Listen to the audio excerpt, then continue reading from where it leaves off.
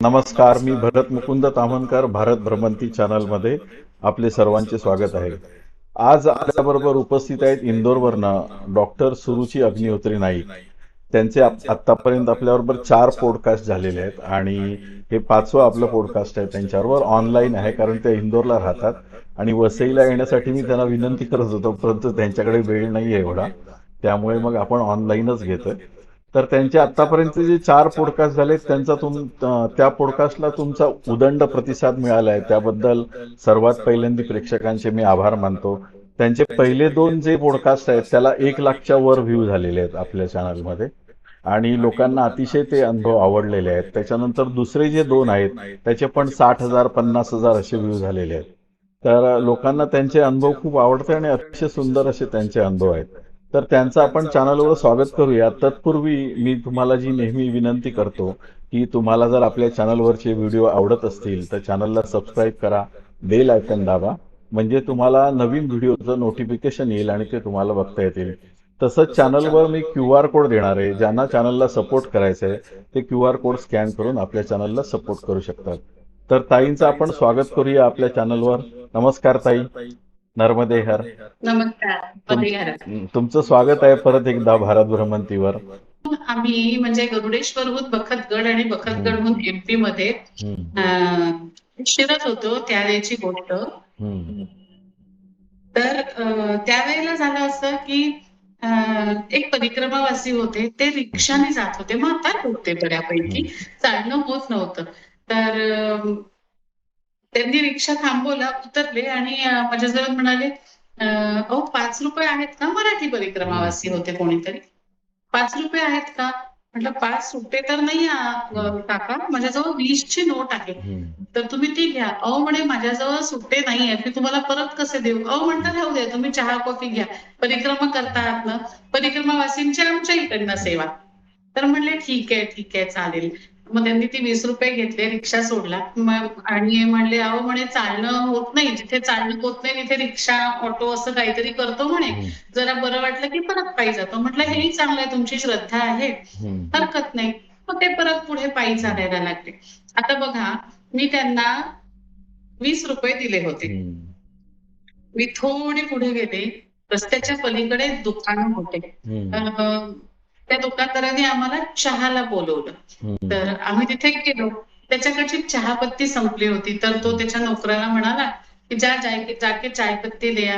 तर मी त्याला म्हटलं की बाबाजी टाइम लगेगा, तो ऐसा करो हम पानी पिला दो, हमारे लिए इतना जाने की आवश्यकता नहीं है. तर म्हणे पाणी क्यों पिओगे माताजी, दूध पिओ. त्यांनी 10 रुपयाची एक मला आणि 10 रुपयाची एक बाबाला. हिशोब बघा हा, 20 रुपये. 20 रुपये छोट्याच्या दुधाच्या पिशव्या असतात ना, तर त्या पिशव्या दिल्या. पिलो पिलो म्हणे माताजी. आता एवढी अर्धा लिटरच्या पेक्षा थोडी छोटी असते ती, काय त्याचं असतं. म्हटलं एवढं दूध थोडी पिणार आहे. बाबाला म्हटलं असं कर, एक फोडूयात, एक राहू देऊयात, बघूयात पुढे काय. तर ठीक आहे म्हणला. अर्धी पिशवी बाबा प्यायला, अर्धी मी प्यायला. एक पिशवी होती ती घेऊन आम्ही परत पुढे निघालो. मग मनात विचार की किती वेळ ठेवायची, आपण एक तर पिऊन संपवून टाकू, नाहीतर ही नासून जाईल, कुणाला तरी देऊन देऊ. तर समोर एक चहाचा ठेलेवाला होता. बाबा म्हणे तिथे चहा नाही झालं, पिणं आपलं आणि चहाची इच्छा झाली, असं करू म्हणे इथे आपण विकत घेऊन चहा पिऊ म्हणे, या चहावाल्यालाच ही पिशवी देऊन टाकू म्हणे, आपल्या जवळ नसेल ही पिशवी उगाच ठेवून. तर आम्ही ती पिशवी त्याला दिली आणि त्याला म्हटलं ये तो हमको मिली थी, अब इतना दूध नहीं पियेंगे, काम करो हमको तो चाय पिला दो, ये दूध पण परिक्रमा वासियों को चाय पिला देना. तो हो म्हणाला. आम्ही चहा प्यायलो, ती पिशवी त्याला ठेवली.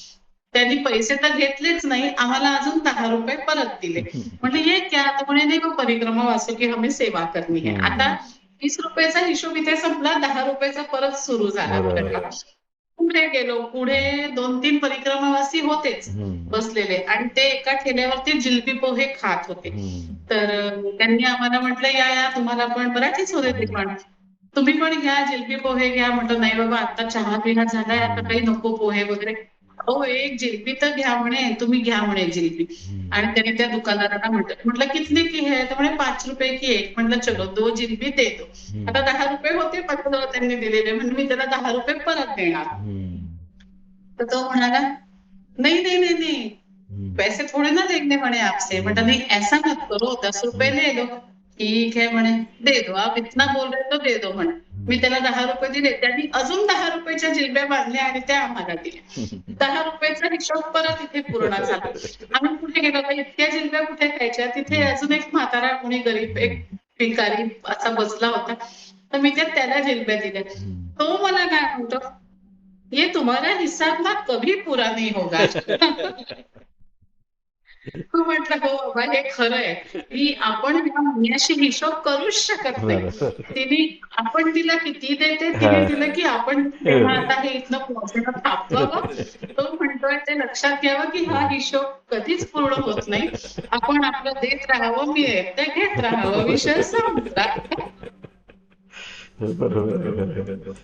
बरोबर तिचा आहे. हिशोब आहे पैशाचा. बरोबर. आता एक अनुभव सांगते तुम्हाला धुवाधारचा, छोटी धुवाधारचा बरं का. छोटी धुवाधार म्हणजे आपल्या जबलपूरच्या भेड़ाघाटच्या जवळचा भाग आहे. इथे मैयाला प्रचंड खळखळाट आणि इतकं पाण्याचे तुषार उडतात की असं वाटतं की जणू धूर पसरलाय हवेमध्ये, आणि म्हणून त्याला धुवाधार असं म्हणतात. प्रचंड खळखळ खळखळ आवाज होतो आणि त्याच्या बरंच आधीपासून वस्ती अशी नाहीये. आपल्याला आता त्या मैयाच्या किनाऱ्याने जायचंय. सगळे संगमरवराचे पहाड आहेत तिथे आणि छान दुपारचे 2-3 वाजले घातले होते. आम्ही आपलं, मी आणि बाबा पुढे पुढे चाललो होतो. खळखळ खळखळ इतकी की माझं बोललेलं बाबाला ऐकू येत नव्हतं आणि बाबांचं बोललेलं मला ऐकू येत नव्हतं. आणि अशात झालं असं की पावसाचे रंग आले एकदम, आणि आता पाऊस पडेल, पुढे किती दूर आपल्याला वस्ती आहे काय आहे काही माहिती नाही, त्याच्यामुळे भरं जायचं. म्हणून आम्ही तो रेतीचा पहाड असा म्हणजे खडक रेती असं आहे तिथे, तो असं चढायला लागलो. अर्ध आम्ही वर गेलो, तिथून मैयाचं स्वरूप इतकं सुंदर दिसत होतं. आम्ही होतो तो एक किनारा होता, मध्ये एक उंच संगमरवराचा पांढरा छान ब्राऊन आणि पांढरा असा संगमरवराचा पहाड होता. थोडा छोटा होता आणि त्याच्या पलीकडे अजून एक पहाड. त्या मधल्या पहाडाला 2 धारा मैयाच्या होत होत्या आणि तिकडे एक तट इकडे एक तट असं आम्ही होतो. आम्ही आपलं चढत चढत वर जात होतो, तर तिथे दूर वरती एक झेंडा दिसला. म्हटलं अरे वा, चला पाऊस आला तर आपल्याला इथे काहीतरी आश्रम मंदिर वगैरे एवढ्या पहाडावर सुद्धा दिसतंय. आणि तो पाहून काय झाला ना, आम्ही जरा रेंगा आलो की चला ठीक आहे, आपल्याला इथे झेंडा लावलाय म्हणजे कोणतरी असेल, रात्रीची सोय तर होऊन जाईल, छान मैयाच्या किनारी आराम करू वगैरे असा विचार केला. आभाळ चांगलंच जोरात आलं होतं की आता कोसळतो की मग कोसळतो अशी अवस्था होती. म्हटलं काम करू, पटापट त्या झेंड्यापर्यंत जाऊ, म्हणजे मग आपल्याला तिथे आज मुक्काम करायचा. असं म्हणून आम्ही पुढे गेलो झेंड्यापर्यंत, तर तिथे काहीच नव्हतं, नुसताच झेंडा होता. अरे बापरे, आता काय करायचं. म्हणजे आता पावसाच्या आत इथून अजून पुढे, कारण पाऊस आला तर ही जी सगळी वाळू आहे ती ओली होणार, जोरात पाऊस आला तर ती घसरणार, जड होणार, त्याच्यातनं चालणं अजून कठीण होणार. त्याच्यामुळे आता लवकर जायचं. आणि अजून थोडं पुढे गेलो तर दगड नावाचा प्रकार नाही. आपल्या घरासमोर वगैरे कुठे बांधकाम चालू असलं की रेतीचे कसे ढिगारे असतात, तसा पण त्याच्यापेक्षा जवळजवळ 3 ते 4 पट उंच असा रेतीचाच पहाड. आणि दुसऱ्या त्या रेतीच्या पहाडाच्या जरा मागच्या बाजूला नुसती कंच जाळी, जशी करवंदाची वगैरे जाळी असते ना, घनदाट, आणि रस्ताच कुठे दिसेना.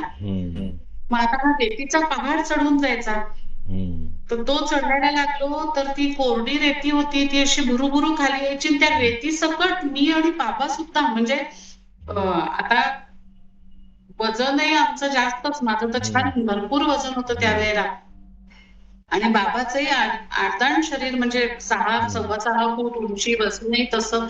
एवढे मोठे आम्ही दोघही जण, पण त्या वाळूसोबत परत खाली यायचो, परत वर चढायचो, परत रस्ताच दिसेना.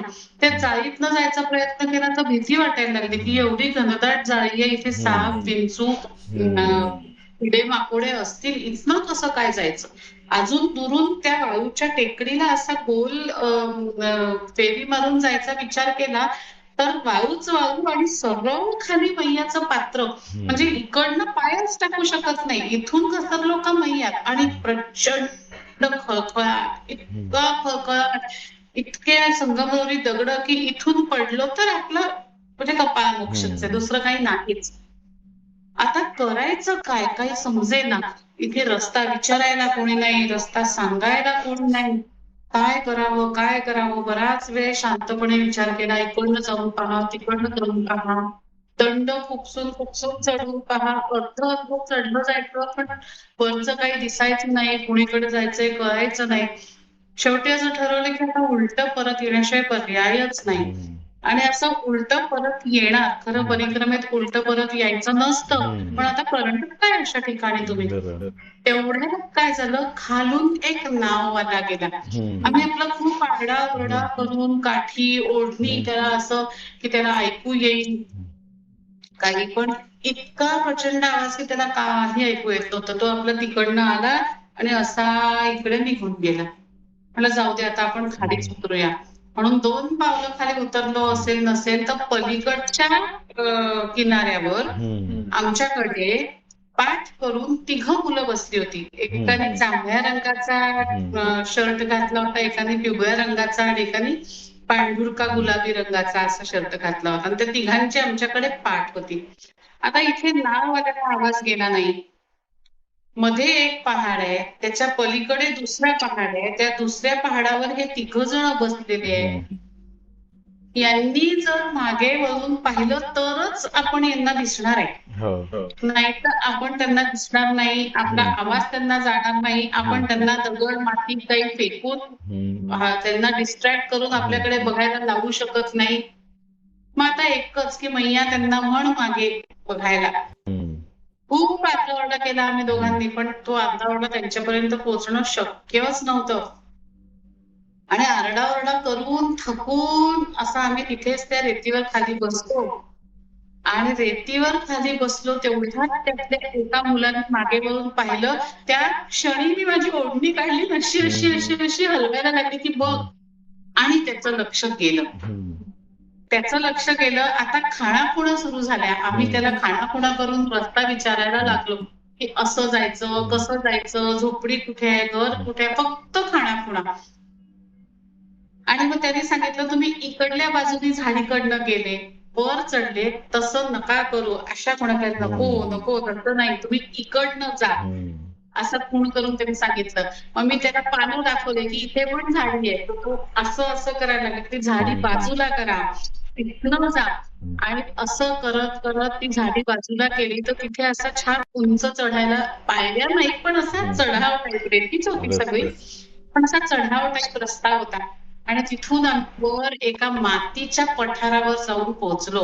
पोहोचल्या पोहोचल्या तिकडे लक्ष गेलं आणि त्यांना असा नमस्कार करून की थँक्यू म्हणावं बा, असा नमस्कार करून आपण पुढे निघावं म्हटलं तर तिथे कोणीही नव्हतं. तिथे कोणीच नव्हतं. हे आम्ही फक्त इथून तिथे, बरं ते त्या साईडला खाली उतरून गेले असतील ही शक्यता नाकारता येत नव्हती, पण ते तेवढ्याच वेळासाठी तिथे आले होते का, ते आम्हालाच रस्ता दाखवायला फक्त तिथे आले होते का. म्हणजे मला तरी असं वाटतं की ती साक्षात मैयाची किमया तिने त्यांच्या रूपाने ती तिथे आली आणि तिने आम्हाला तसं दाखवलं. हा अनुभव माझ्यासाठी खूप वेगळा अनुभव होता, जिथे कोणीच नसतं, कोणीच नसतं. तिथे ती कोणाला तरी आणून ठेवते, कोणाच्या तरी रूपात ती तिथे येते आणि तुम्हाला मार्गदर्शन करते, म्हणजे करते. एक अनुभव असा आहे, अनुभव म्हणू की खरं याला अनुभव सुद्धा म्हणता येणार नाही. 2 अनुभव आहे. एक अनुभव सांगते, एक अनुभूती सांगते. नांदणची गोष्ट आहे. माणसाचं मन कसं असतं, त्याची प्रचिती आपल्याला कशी येते आणि माइंड गेम नावाच्या ज्या गोष्टी आहेत त्या किती खऱ्या असतात. तर बुधनीच्या आधी थोडंसं कुठेतरी रस्ता चालता चालता आम्ही किनारा मार्गाने लागलो. सगळं ठरवलं नव्हतं, किनारा मार्गाने लागलो.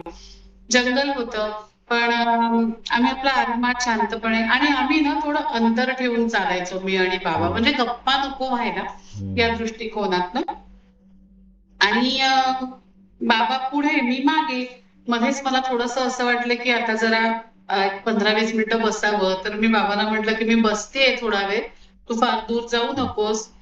तर म्हणला ठीक आहे, मी आपला हळूहळू पुढे जातो, थोडा वेळ मी पण बसतो. मग आम्ही बसलोय आणि मग आता भूक लागायला लागली थोडीशी. म्हटलं आता ना आपण कुठेतरी गावाकडे बघायला पाहिजे, जरा कुठे भुकेचं वाटतंय तर काही करून खाता येतं का, किंवा भिक्षा मिळते का, किंवा कुठला आश्रम आहे का. तर लक्ष दिलं तर आमच्या असं लक्षात आलं की आपण बरंच किनाऱ्या मार्गाला आलाय आणि इथे दूरवरनं ट्रकचे आवाज येत आहेत, म्हणजे हायवे जवळपास असला पाहिजे. म्हणून मग आम्ही त्या दिशेने निघालो. परत बाबा पुढे, मी मागे. आणि पुढे निघाल्यानंतर एका ठिकाणी म्हणजे हायवेला वाट लागली आहे असं लक्षात आलं. बाबा पुढे गेला आणि तो मी किती मागे आहे म्हणून असं पलटून पाहिलं. पलटून पाहिल्यावर त्याला एक बोर्ड दिसला. बोर्ड दिसला आणि तो असा आश्चर्यचकित दोन्ही हात असे ठेवून बघत राहिला त्या बोर्डकडे. मी त्याला म्हटलं, काय रे बाबा, असं काय बघतोय, काय झालं? भीती एकच, आपली परिक्रमा खंडित तर नाही झाली, आपण कुठून नर्मदेचं पात्र ओलांडलं तर नाही. आणि तो म्हणाला, लवकर इकडे ये. मी गेले, बोर्ड पाहिला. त्या बोर्डवरती ना वाघाचं चित्र काढलं होतं आणि तिथे असं लिहिलं होतं की इस जंगल में जाना मना है, आदमखोर जानवरों की उपस्थिती पाई गई है. त्या जंगलातनं आम्ही बाहेर आलो होतो, अत्यंत सुखरूप. आता किती मूर्ख होते मी सांगते तुम्हाला. मी आले होते ना बाहेर, तिथे एक नंबर दिला होता फॉरेस्ट डिपार्टमेंटचा. मी सुखरूप बाहेर आलेले होते. आता काही गरज तिथे फोन करायची पण नाही, माणसाचं मन. मी त्यांना फोन केला. मी बाबाला म्हटलं, अरे जुना बोर्ड असेल आहे, फोन तर करून पाहू म्हटलं आपण. मी फोन केला. बाबा मला म्हणत होता, बरं कशाला फोन करते, आलोय आपण बाहेर. पण मन त्यावेळेचं. मी फोन केला आणि त्यांना विचारलं, म्हटलं असं असं झालं. तर तिकडचा माणूस मला विचारतो, आप जिंदा वापस आ गए ना बाबा. म्हटलं, अहो मी फोन करते तुम्हाला. तर म्हणे, नहीं ऐसा है म्हणे की आप आगे जो चौक में जाओगे ना म्हणे, उस चौक में से एक 5 साल के बच्चे को एक आदमखोर बाघ उठा के लेके गया म्हणे परसों. आता मला भीती वाटायला लागली. आणि आता झालं असं की लहानपणी सगळं जिम कॉर्बेट पूर्ण वाचला होता. पॅनिटर ऑफ रुद्रप्रयाग वाचलं होतं आणि सगळे ते पुस्तकं जे ते वाचले होते ते सगळे पुस्तक मला आता आठवायला लागले. मग आता झालं चालताना, अरे असं व्हायचं. असं करत करत आम्ही नांदनेरला पोहोचलो. नांदनेरला पोहोचलो तर तिथे आश्रम एक होता छोटासा, तिथे जागाच नव्हती, भरपूर परिक्रमावासी होते. आणि मग तिथे एक शाळा होती. तर तिथे तिथे जे तरुण मुलं होते सेवा करणारे, तर त्यांनी म्हटलं की माताजी बाबाजी ह्या स्कूल है, आप स्कूल में रह जाओ. म्हटलं ठीक आहे. मग आम्ही आपलं मैयावर स्नान केलं, पूजापाठ केलं. ते जे सेवा करणारे होते, अंकित राजपूत म्हणून होता पोरगा, त्यांनी आम्हाला त्याच्या घरी जेवायला बोलवलं होतं. जेवण भोजन प्रसादी झाली, सगळं झालं. आणि आता आसन लावायचं. तेव्हा कुठे आम्ही त्या शाळेत गेलो तर शाळेला छतच नव्हतं आणि सगळे असे झाड होते. आतापर्यंत सगळ्या लोकांच्या अवतीभोवती होती म्हणून मला भीती वाटत नव्हती. आता म्हटलं की अरे आपण इथे राहतोय, इथे डोक्यावरती छतच नाहीये, पटकी शाळेची. आणि झाडं आणि फांद्या आहेत आणि बिबटे तर केव्हाही झाडावर चढतात. सगळं पुन्हा सगळं जिम कार्पेट मला आठवलं. मग समोर शेकोटी लावली होती, तिथे शेकोटीवर जाऊन 10 मिनिटं बसले आणि सहज म्हणून मीच विषय काढला. म्हटलं, इसको तो छती नहीं है. और हमने तो अभी आज सुबह ही सुना कि यहाँ पे नरभक्षक ये है, वाघ है, नरभक्षक जानवर है. त्यावेळेला अंकित असेल 22-23 वर्षाचा, अंकित राजपूत. तो मला रागवला. मैं आज आपको बोरिया बिस्तर लेके चले जाओ वापस, आप लायक नहीं हो परिक्रमा करने की. म्हटलं, आपल्याला असं कोण बोलतंय? म्हटलं, बाबाजी आप क्या बोल रहे हो? नहीं म्हणे, हे परिक्रमा का नाटक मत करो म्हणे. बोरिया बिस्तर लो और आप चले जाओ वापस. जिसको मैया पे भरोसा ही नहीं वो क्या मैया की परिक्रमा करेगा। मतलब नहीं वो ऐसा ऐसा मैंने सुना, अभी तो सो जाओ म्हणे, कल तुमको एक लेडी से मिलाता हूँ म्हणे. आणि कशी बशी मी आपली घाबरत घाबरतच झोपली. अजूनही माझ्या मनात भीती होतीच. पण दुसऱ्या दिवशी तो मला एका बाईकडे घेऊन गेला म्हाताऱ्या. तिने मला सांगितलं यहाँ से आगे जाओगे तो एक महुआ का पेड़ लगेगा, उसके नीचे परिक्रमा वासियों के लिए पानी का मटका हम लोग भर के रखते हैं, परिक्रमा वासी वहां पे विश्राम करते हैं. पिछले साल की बात है, वहां पे मैं महुआ चुनने गई थी और वहां पे एक परिक्रमावासी बाबा जी आराम कर रहे थे. 2 घंटे से वो वहां पे थे. उनसे बातें हुई, फिर वो आगे निकल गए. मैं महुआ चुन रही थी, वो आगे निकल गए और 10 मिनिट बाद शेर ने मेरे ऊपर, वाघ ने मेरे ऊपर हमला किया. ये देखो म्हणे, तुम्ही हात दाखवला. 19 टाके होते हातावर. ते तर म्हणे माझ्याजवळ कोयता होता म्हणून मी त्याला घाबरवलं, तो पळून गेला म्हणे. पण म्हणे 2 तास परिक्रमावासी एकटा होता, त्याला काही नाही केलं म्हणे. मग मला अंकित म्हणाला, म्हणे तुम्ही घाबरता म्हणे मैया, तुम्ही तिचा अपमान करताय म्हणे. घाबरता म्हणजे तुम्ही संकल्प केलाय ना, तुम्ही मैयाचं नाव घेऊन संकल्प केलाय ना, तुम्ही तिची परिक्रमा करताय ना, मग ती तुमच्यासोबत आहे हा विश्वास नाही का तुम्हाला? ती तुमचं रक्षण करेल हा विश्वास नाहीये तुम्हाला, आणि हा विश्वास तुम्हाला नाहीये कशाला करता परिक्रमा? म्हणून तुम्हाला काय म्हणालो की घरी जा, परिक्रमा करू नका, आणि परिक्रमा करायची असेल तर घाबरू नका. मोठा धडा मला मिळाला समर्पणाचा. माझं समर्पण कमी पडलं होतं, नव्हतं असं मी नाही म्हणणार, पण कमी पडलं होतं असं मी 100% म्हणेन. तो दिवस आहे आणि आजचा दिवस आहे. मला नर्मदा परिक्रमेत त्यानंतर कधीही भीती वाटली नाही, कारण ती खात्री होती की माझी मैया माझं काय जे करायचं ते ती व्यवस्थित करणार आहे. तेव्हा मला घाबरायची अजिबात काळजी नाही. इथेच नांदनेरलाच दुसऱ्या दिवशी सकाळी, नांदनेरच्या शंकराच्या मंदिराची गंमत आहे की तिथे जुळ्या पिंडी आहेत बरं का, 2. आणि अंकित मला म्हणाला, माताजी आपको अभी मैं चमत्कार दिखाता हूँ, आपके नसीब में होगा तो आपको मिलेगा, नहीं होगा तो नहीं मिलेगा, ध्यान करते बैठना पडेगा. त्या शंकराच्या 2 पिंडी आहेत, समोर छान रेलिंग लावलेला छोटासा ओटा आहे, त्या ओट्यावरती मी ध्यान करत बसले. बाबा पण बसले. मी विचारलं आधी अंकितला की ऐसा क्या चमत्कार? म्हणे बताऊंगा नहीं, अनुभव हुआ तो आप मुझे बताना, नहीं हुआ तो जान देना. ठीक आहे, मग बसूया ध्यान करू. आणि ध्यान करता करता अचानक असं झालं की माझ्या डोळ्यासमोर, हे सगळं मला नंतर आठवलं, म्हणजे तेव्हा मला काही लक्षात नव्हतं.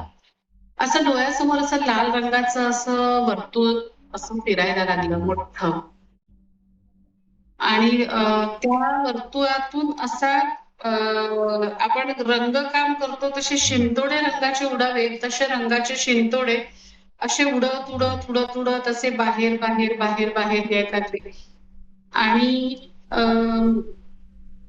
सगळं असं सोनेरी सोनेरी सोनेरी सोनेरी सोनेरी, इतकं सोनेरी की त्या सोनेरी प्रकाशाशिवाय तिथे दुसरं काही नव्हतंच. आणि त्या सोनेरी प्रकाशाच्या आतमध्ये एक जांभळट रंगाची ज्योत पेटल्यासारखी दिसत होती, अशी मध्यभागी. आणि त्या ज्योतीच्या मागून एक ओंकाराचा तीव्र स्वर ऐकू येत होता. इतका तीव्र स्वर तो होता, म्हणजे कानाला सहन होईल, पण द अल्टिमेट लिमिट, त्यापेक्षा तीव्र कदाचित कानाला सहन होणार नाही. आणि त्या ओंकाराच्या स्वराशिवाय दुसरं काहीही ऐकू येत नव्हतं.